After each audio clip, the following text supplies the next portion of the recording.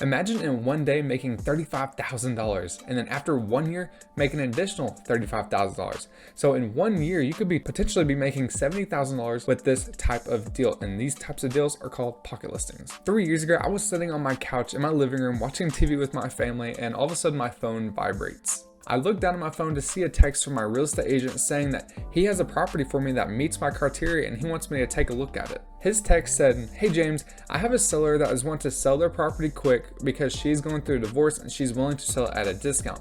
She is wanting to sell it for $325,000 and the comps in that area have supported that a $365,000 is what the property is worth. I can get you set up with a walkthrough if you're interested, just let me know." After reading this text, all I could think about was, is real estate really this easy? All I was doing was sitting on the couch watching TV with my family and I'm getting offered $40,000 basically. This property that the agent just sent to me is what's known as a pocket listing. Think of it like this. What is the traditional way someone is wanting to sell their house? Like, what's the normal way?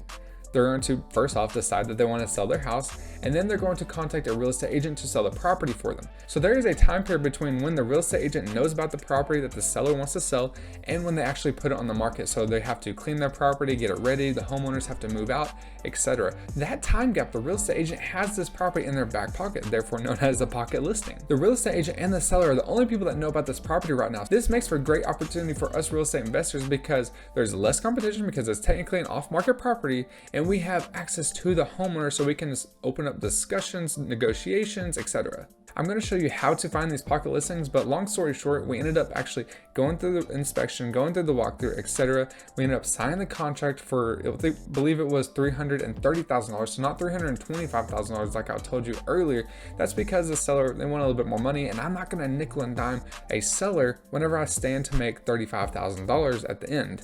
After 1 year, we sold this property and we made $70,000 from a pocket listing. Now, I'm sure you want to know exactly how to do this, and here's what you're going to do. If you're working with a real estate agent already, you're going to contact them and say, "Hey, do you have any pocket listings available right now?"